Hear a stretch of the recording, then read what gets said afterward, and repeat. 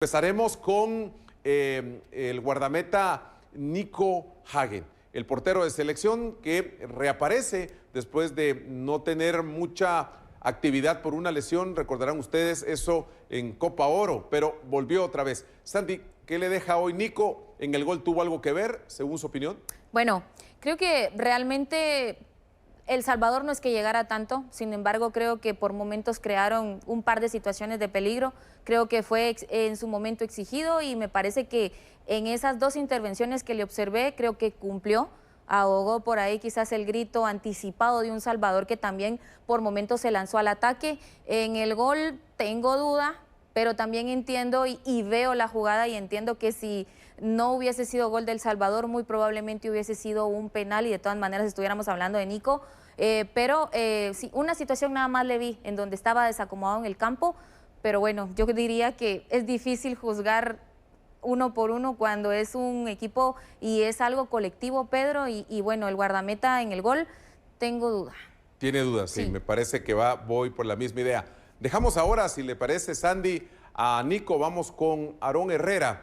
El Aarón que vimos en Copa Oro fue el que hoy vimos en el estadio de la zona 6, en ese rendimiento futbolístico como tal que nos mostró en el torneo anterior de hace unos meses al que vimos hoy en el estadio de la zona 6, Sandy. Creo que lo intentó. Me parece que siempre intenta salir jugando, siempre intenta ser peligroso por la banda que él tiene, que es la derecha prácticamente, pero es difícil, Pedro, porque muy poco pudo generar o crear la selección teniendo las líneas totalmente cerradas o los espacios, algo que la selección no encontró. Y él lo intentó, pero incluso si regresamos al análisis de Hagen, lo mencionaba, él tenía agarrado de la cintura a un jugador salvadoreño que no entiendo por qué esa marca de esa forma y que si no hubiese sido gol, ya lo veremos y usted me va a decir si lo considera, creo que hubiese sido un penal ocasionado por él, por la forma de marcar al jugador del Salvador. Vamos a dejar a Aarón Herrera y ahora nos centramos con otro también en la línea defensiva, que es Pinto precisamente, que estuvo con Nico Samayoa, pero empezamos con Pinto, muy acostumbrado a jugar en ese estadio, sí. Así que en ese sentido el más, diría yo, relacionado a sentirse, si no del todo cómodo, sí consciente de dónde juega todo el tiempo porque lo hace ahí con su club. Pinto, ¿cómo le pareció el trabajo hoy del defensa nacional? Bastante discreto. La verdad sí creo que observé algunos errores por parte de Pinto. De hecho, hay una jugada del Salvador en donde también se perfilan por el sector del Caballito y justo se encontraba Pinto en la jugada y no entiendo por qué termina perfilando para que haga el tiro el jugador del Salvador. Entonces son pequeños detalles, pero estamos en una eliminatoria y los detalles cuentan y sí creo que cometió un par de desatenciones Pinto que para mí debe mejorar. De Pinto iremos ahora, si les parece, con Nico Samayoa. De entrada yo vi que la línea defensiva tenía problemas, como que no terminaba de acomodarse. Samayoa, en su punto de vista, Sandy, en el rendimiento de Nico hoy, pues también hay que ir a fondo con el defensa central y pareja de Pinto ahí en la línea defensiva. Sí, sentí que por momentos era el que tenía la voz de mando en esa línea defensiva de 4 que presentó la selección. De hecho, fue justo Samayoa quien a veces le hacía los llamados de atención y se veía que a gritos, independientemente de si había o no ruido en el estadio, que quizás no se escuchan, pero sí sentí que él era el que hoy llevaba esa voz de mando, a pesar de que a la par tenía al capitán Pinto. Ahora vamos con el otro lateral, que fue Caballito Morales. ¿Se recuerdan? Había discusión si sería al final muy regular o no en selección este año, por ahí fue perdiendo protagonismo, lo recupera y demás. Cumplió Caballito hoy, aunque entendemos que esto se juzga de forma colectiva, pero hay que desmenuzar la selección nacional en el análisis individual también. ¿Cumplió Caballito?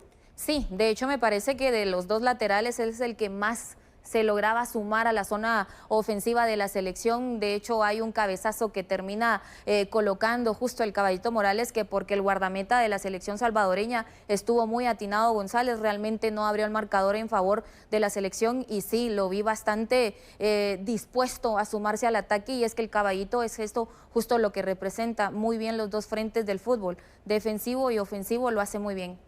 Dejamos a Caballito Morales para irnos al medio campo. Empezamos con Franco, porque hoy jugó selección nacional, al menos en el parado inicial, con un volante, y fue precisamente Franco. Sobre esto, ¿qué más podemos decir del medio campo, pero yéndonos al trabajo de Franco? Sí, y yéndonos al trabajo de Franco, bastante solo por momentos. Creo que le costó también a Franco, obviamente.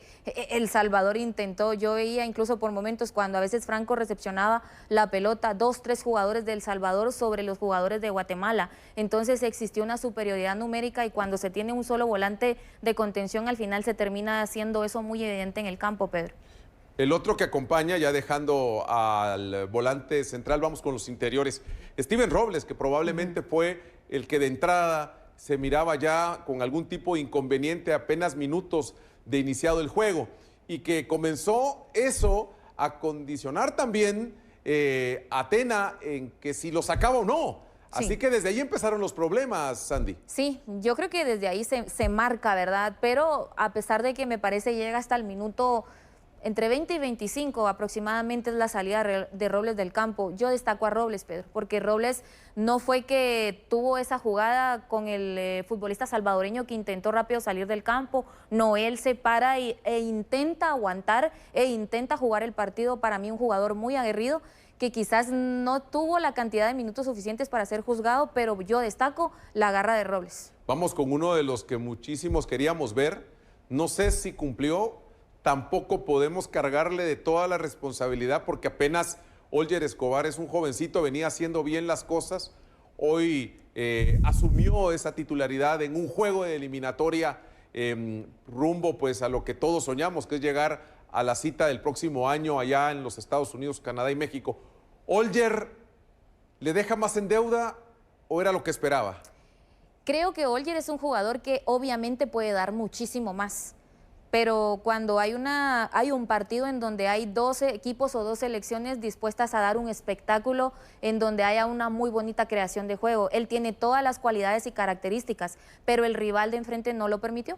Así de sencillo. Y le dio de golpes. Y le dieron de golpes sí. a Olger. Como que eso sí lo hizo muy bien el Bolillo, estudiar precisamente de forma individual a cada jugador. ¿Verdad? Sí, y Santis, Olger, Herrera, Robles, que estaba lastimado. Sí. Como que fue puntual en ese estudio. Hablemos de Rudy Muñoz ahora, otro que estaba hoy para la titularidad.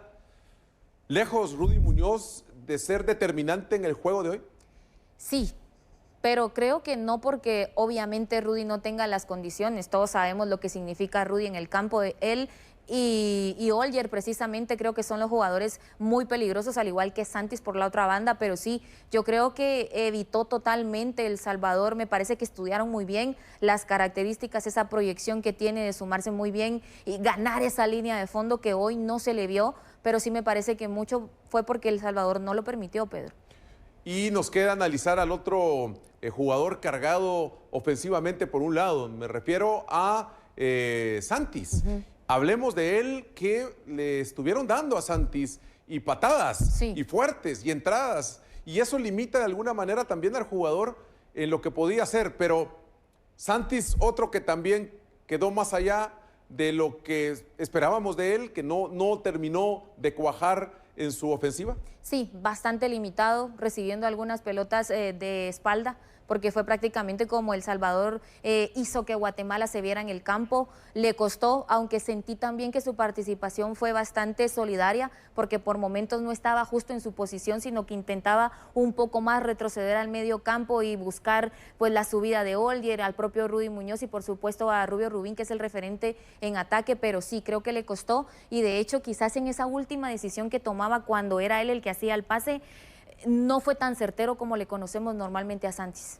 Y queda analizar al delantero, y es Rubio Rubín. Sé que se mide al delantero por goles o por asistencias, más que por otra cosa. Hoy ninguna de las dos.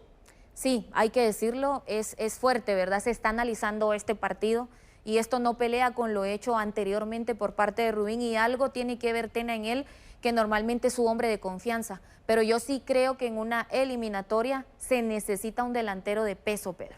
Sí. Porque van a ser muy pocas las oportunidades y podemos encontrar en los siguientes rivales selecciones que dejen un poco más de juego, pero si usted tiene un referente en el ataque que no pesa, que no es un buen definidor, que no toma una correcta decisión, muchas pelotas va a recibir, pero si no hay certeza en esa última decisión, vamos a seguir encontrándonos este resultado. Entonces hay cosas que mejorar, de verdad. Bueno, ahí terminamos de analizar. Le recuerdo, usted puede también opinar, el mandarnos sus mensajes de voz, video, texto sobre el desempeño de selección. ¿Qué ocurrió hoy? ¿Qué piensa usted? ¿Qué le faltó a selección? ¿Qué debió hacer el equipo nacional? ¿En dónde fue el inconveniente? El WhatsApp de Área Grande, 5477-9451. Nos permiten tomar un respiro. Vamos a la pausa, regresaremos porque también hay que ver el otro lado, ese lado de expectativa que generó el partido con la afición que llegó porque quería expresarse frente a un micrófono, tener dinámicas y demás, así que tenemos que mostrar también ese lado antes del partido. Aunque contrasta con la derrota, entiendo eso, hay que darle el espacio a la gente que también llegó con mucha esperanza hoy al estadio de la Zona 6. Mensajes y volveremos con más.